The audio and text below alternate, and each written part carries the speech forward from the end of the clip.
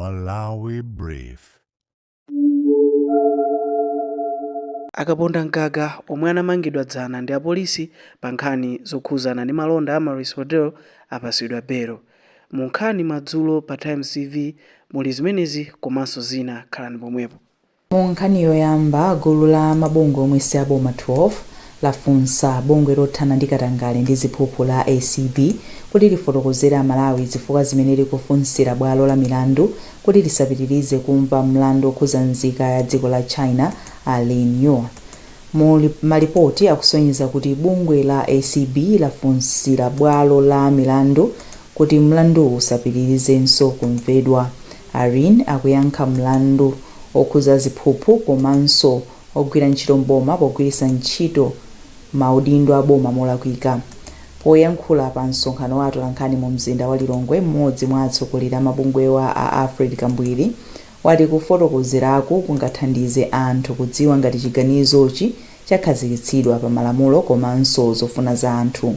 Akambwiri akufotokoza zambiri kwa mtolankhani wathu Pemphero Malimba. Ganizo hili likapitila ngati mabungwe oti isi aboma tiyesetsa kupempha president wa dziko lino kuti alowelepo ndi pankhani iyi komanso bado apo ngati ndi mabungwe aboma abungwe amene sala aboma tiso ndokonzeka kuti tikakhale nawo ndi kukhoti ndikakhala ngati mmodzi mwa abwenzi ndi akhoti pofuna kuonetsetsa kuti chilungamo pankhani iyi chichitike. Chifukwa chonena kuti tikamakamba nkhani za chilungamo sitikufuna kuti munthu wina wake akhale ndi mwayi olumpha lamulo chifukwa chonena kuti munthu ali ndi ndalama zambiri. Ayi, lamulo loyenera kuti lisamale onse amene ali ndalama zambiri komanso amene alibe ndalama zambiri. Kuona kuti tikatero ndiye kuti chilungamo pa nkhani zathu za malamulo chikhala kunena kuti sichikuyenda mmene ngati Malawi tingakukondere kuti zinthuzo ziziyendera. Pakadali pano ofalitsa nkhani wa bungwe la ACB a Jacqueline Ngongonda sanayankhepo pa nkhaniyi. Tidakali ku mabwalo a milandu, oweruza milandu a Austin Banda wapereka belo kwa yemwe anali mkulu woyang'anira nyumba za boma za mtsogoleri wa dziko lino a Prince Kapondamgaga komanso wapampando wa komiti yoona za ndalama zogulitsa za bungwe la Public Service Pension Trust Fund a Idrisa Mwale. Izi zachitika awiri watauzidwa milandu yokhuza kugwiritsa ntchito maudindo awo molakwika, kuzembetsa ndalama komanso chinyengo pa ndondomeko yogulitsa hotelo ya Amereris. Mtolankhani wathu Pemphero Malimba ali ndi ripoti.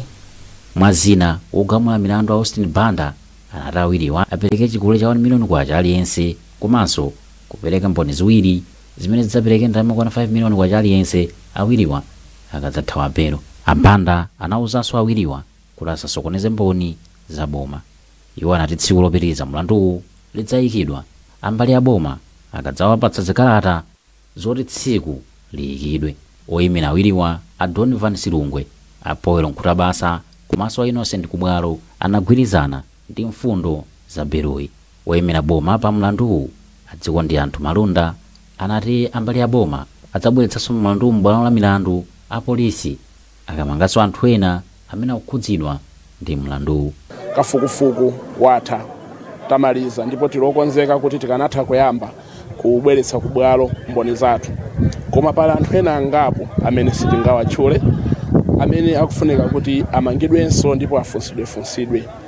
Tachiona cha nzeru potengeranso kuti tiyenera kugwiritsa ntchito bwino chuma cha boma kuti anthu onse amangidwe kaye. Onse akamangidwa akafunsidwa tikabwera nawo ku bwalo la milandu ndi pamene tingazaphatikize milandu yonseyi ndi kuwazengera onse pamodzi. Awiriwa amene adawamanga kumayambiriro a sabata ino akuwaganizira kuti adapalamula milanduyi pakati pa mwezi wa March 2024 ndi mwezi wa Oktoba 2025. Nduna ya zamaphunziro, sayansi ndi ukadaulo a Bright Nsaka yayamikira bungwe la Malawi National Examinations Board MANEB chifukwa choyendetsa bwino mayeso a standard 8 komanso a form 2 omwe afika kumapeto. Ansaka anena izi atayendera malo olembera mayeso a sukulu ya Dzenza mu mzinda wa Lilongwe. Iwo ati chaka chino palibe malipoti omwe asonyeza mavuto akulu pa malo olembera mayesowa. Ansaka akufotokoza zambiri kwa mtolankhani wathu Brenda Kayo.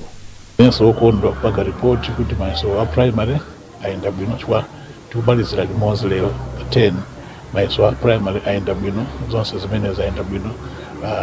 Ndiye nditengere kumwayi kutokoza aphunzitsi ma headmaster ama district ama division akumanebu onse akuluakulu ku minister headquarters chifukwa tikugwira na manja kuti mayesowa ayende bwino. Komiti ya nyumba ya malamulo yoona za chilengedwe yakhazikitsa tsiku la 31 August ngati lomaliza lotsekera malo otayirako zinyalala a area 38 ku Lilongwe. Izi zikutsatira madandaulo okhuza kuonongeka kwa chilengedwe komanso thanzi la anthu. Rebecca Chinjeka Matemba walemba ripoti lomwe wawerenga Brenda Kayo. Polankhula ndi akuluakulu a khonsolo ya mzinda wa Lilongwe, Malawi Environmental Protection Authority komanso nduna wa zachilengedwe wa mpando wa komitiyi ati Aoni Henry ati malowa akupitirira kuyika chiopsezo kwa anthu okhala ku derali. Pakadali pano mlembi wamkulu ku nduna wa zachilengedwe Ameshek Muntali ati pa 16 June pazakhala msonkhano okhudza nkhani za malo otayirako zinyalala omwe udzaphatikizepo ofesi ya president komanso ndi nduna zake. Udindo wakulu ndikuonesa kuti City Council ikwanise chimene komiti yawauza. Koma ifeyo otetiza chilengedwe ndoti tizakumbusa sabata ndi sabata kuti pajatu muli mpenda kumakapereka ripoti mkwenda kumathamanga kuti tikamafika pa August 31 akhale kuti zinthu zili kutsogolo. Ngati kuli kuzapempha tayo yongonjezera pang'ono zakhale kuti zinthu zikuthekadi mwina akungofuna kuonjezera nthawi kuti zinthu zikuchitika pa ground. Komiti yalangiza khonsolo ya mzindawu kuti idzipereka malipoti nsabata iliyonse okhudza ntchito yotseka malowa pamene bungwe la MEPA yapatsidwa udindo owunika momwe ntchitoyi ikuyendera. Lero dziko lino likukumbukira zaka ziwiri kuchokera pamene ngozi ya ndege yomwe inapha yemwe anali wachiwiri kwa mtsogoleri wa dziko Saulos Chilima ndi anthu ena 80 pa 10 June 2024. Mulipoti lathu lapadera Isaac Salima akunika zimene zachitika kuchokera pamene ngozi idachitika. Manong'onong'o amene adayamba kumveka ngati mphekesera chabe pa masamba a mchezo kuti ndege imene idanyamula amene adali wachiwiri wa mtsogoleri wa dziko lino Saulos Chilima komanso anthu ena yasowa kenako adapserezera kuti adali woona. Ndegeyi idalephera kukafika ku Nkhatabe kumene Achilima komanso anthu enawa amene akakhala nawo pamwambo wa maliro wa mmodzi wa akadaulo pa nkhani za malamulo Arafu Kasambala amene adali mtsogoleri wa dziko lino Lazarus Chakwera. Kenako adasimikiza zakusowa kwa ndegeku ndipo adauza Malawi kuti akhazikitsa ndondomeko yosaka komanso kupulumutsa anthu amene adali mu ndegemu. Mawa lake mtsogoleri wa dziko lino pa nthawiyo Lazarus Chakwera adatsimikizira Malawi kuti ndegeyi idapezeka itagwa koma anthu onse amene adali mu ndegemo adamwalira. Amalawi azanga akomanda wa Malawi Defense Force vandidziwitsa kuti zimene natuma kuti afunefune ndi kupulumutsa amene angapezeka moyo pa ndege imene idasowa itanyamula Vice President wathu ndi anthu ena 9. Ntchito imeneyo yatha yamalizika ndipo ndegeyo yapezeka, koma ndiliomba chisoni kwambiri kukuwuzani nonse kuti ndi tsoka losasimbika. God be with you till we meet again. By his counsels guide uphold you. Uthengawu udafika mopweteka kwambiri kwa Malawi ambiri amene adalephera kukhulupirira pa zimene zidachitikazi. Apa mpolingaliranso kuti kadali koyamba kuti ngozi yotere ichitike m'dziko muno.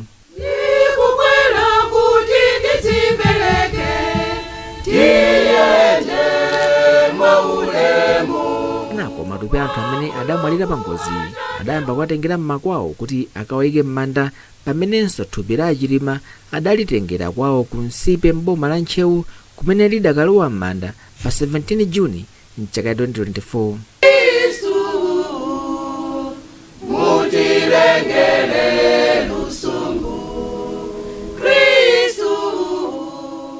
Imfayi idawonjezeranso kokana kumene kudalipo pa nthawiyo pakati pa chipani cha UTM chimene achilima adali mtsogoleri wake komanso cha MCP chimene chidali cholamula komanso chidali pa mgwirizano ndi chipani cha UTM.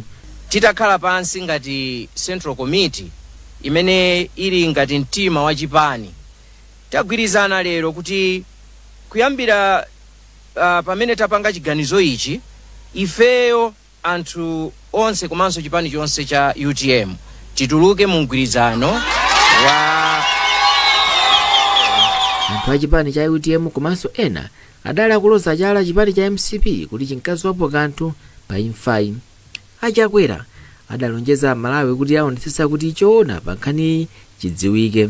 Chisoni chomwe muli nacho lero ino Amalawi, makamaka ino achinyamata amene mutsogoleri wa South Chilima mudaona motsogola bwino lowala, lero ndi chisoni cholemetsa.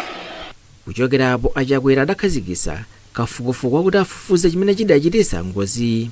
Kafukufuku kwana mutatu wachitikapo okhuza ngozi, ndipo yense adaonesa kuti ngozi sidali yochita kukonza koma kuti idachitika mwazina kamba ka nyengo yosakhala bwino komanso ziganizo zina za amene ankayendesa. Koma malinga ndi Amalawi ena akhala akuona kuti kafukufukuyu sadayankhebe mafunso amene anthuwa adali nawo. Pa nthawi yokopa anthu pa nthawi yokonzekera chisankho chimene chidachitika chaka chatha m'dziko muno, mtsogoleri wa chipani cha DPP amene pakadali panonso ndi mtsogoleri wa dziko lino Peter Mutharika adalonjeza Malawi kuti akadzalowa mboma adzaonetsetsa kuti nkhaniyi ifufuzidwenso.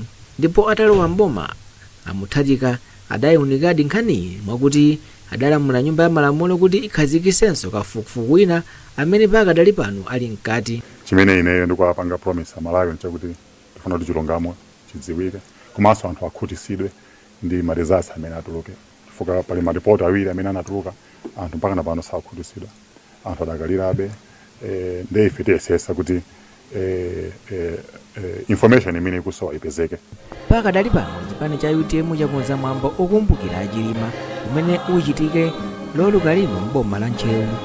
Chipani chakhala chokonza mwambo ngati chaka ndi chaka, pamene chaka chathanso udakonza mwambowu umene udachitikira ku Nsipe m'boma la Nchewuli. Kafukufuku yense amene wakhala uchitika pa nkhani adafotokozera adindo pa zina zimene zimayenera kuchitika kusatira ngozi, koma zikuoneka kuti pamene patha zaka ziwiri palibe cholozeka chimene chachitika chosonyeza kuphunzirapo kanthu. Funso kumati kodi ngati dziko timaphunzirapo pa zimene zachitika m'mbuyomu? Izi ndipowunikiranso kuti kodi ngozi idatiphunzitsa chiyani? Center athandiza dziko lino kuchepetsa kudalira zipatala zakunja komanso kulimbitsa luso lochita maoperation ovuta. Mlembi mu ndunawo Adan na Marika anena izi pamwambo otsekulira malowa pa chipatala cha Lilongwe Institute of Orthopedic and Neurosurgery. Jimmy Chazama walemba ripoti lomwe wawerenga Brenda Kayo. Anamalika ati malowa achepetsa chiwerengero cha anthu omwe amapita pa chipatala cha Kamuzu Central komanso kuchepetsa nthawi yodikirira odwala.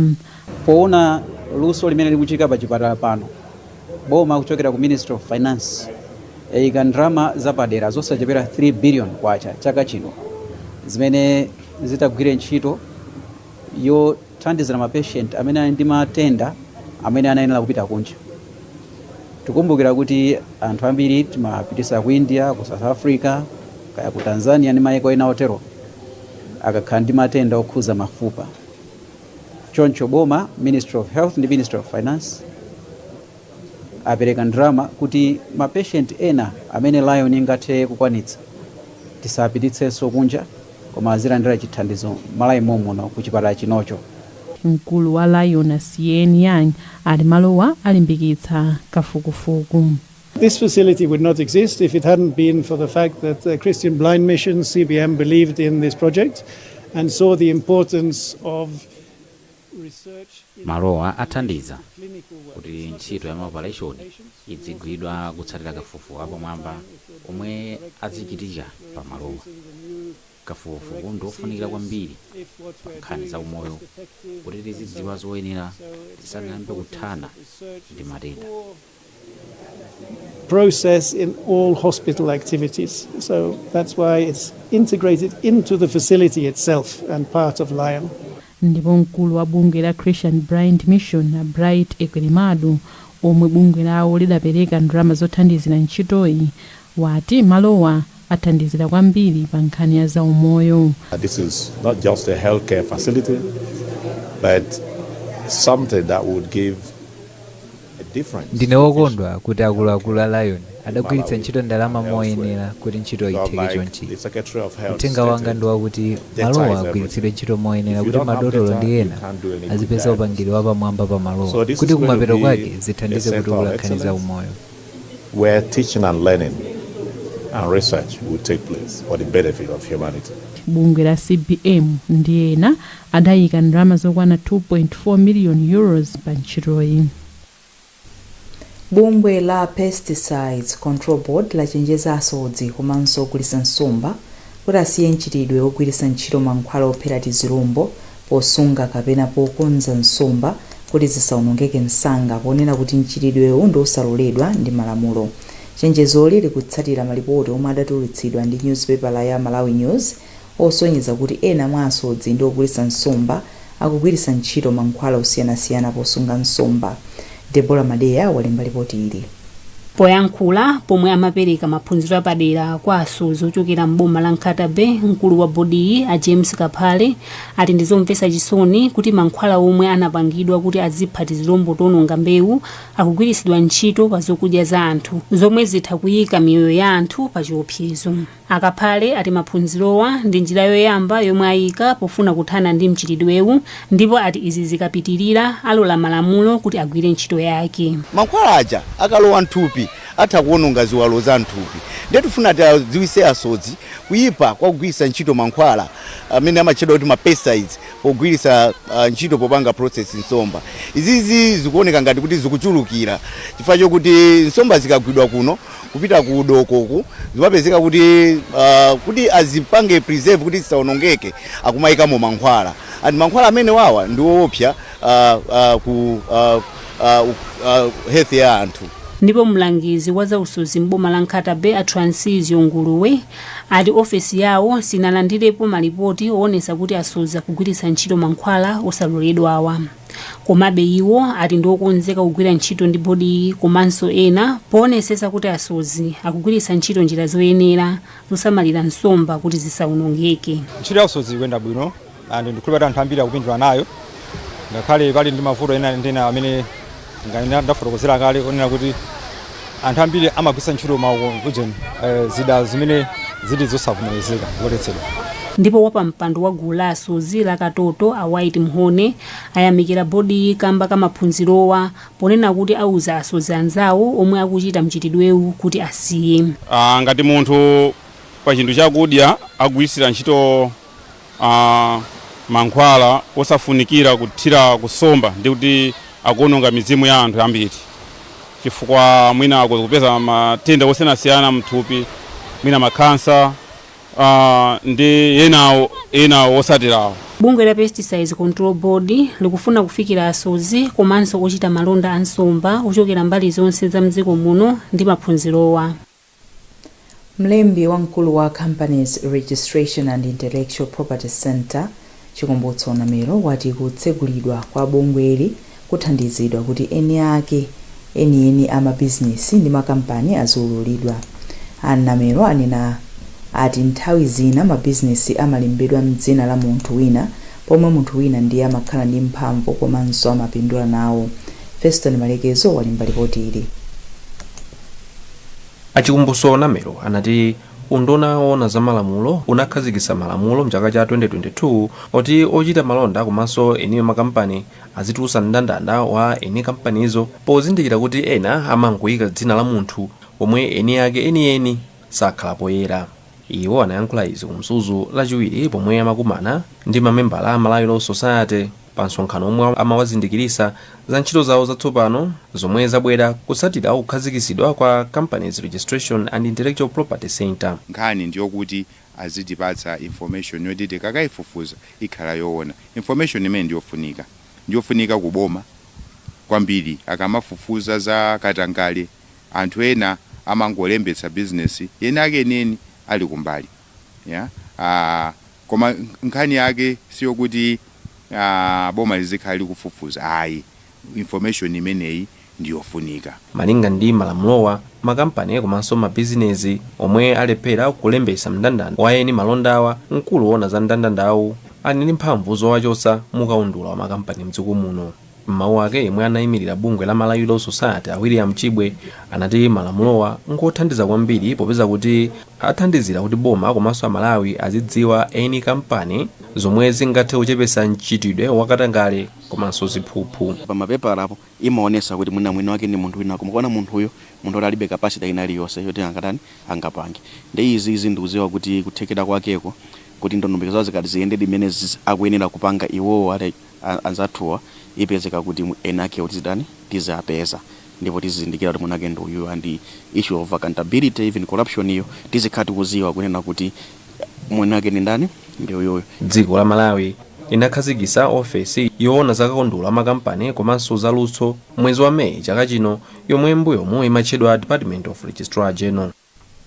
Mu nkhani za masewero, FCB Nyasa Big Bullets yalengeza a Wedson Wada Nyirenda ngati mphunzitsi watsopano wa timuyi. Polankhula pa msonkhano wa atolankhani ku Blantyre lachisanu, Anyirenda ati mbiri yopambana ligi ya Bullets ndi yomwe ya akopa kuvomera ntchito yophunzitsa timuyi. Iwo ati abwera ndi owathandizira makamaka awiri ndipo agwira ntchito limodzi ndi osewera omwe alipo kale mu timu ya Bullets. Coaches ba bola sibankhala pamodzi. Ngati ndiwe coach wa bola ni same na teacher. Tiyenda bali bonse. Phunzitsa bola. Jose Mourinho anachoka ku timu ya Kulu anaenda ku Turkey. This time he has gone back to Real Madrid. What did he go to do to Turkey? He was coaching football. Nkhani zathu ndi zomwezi.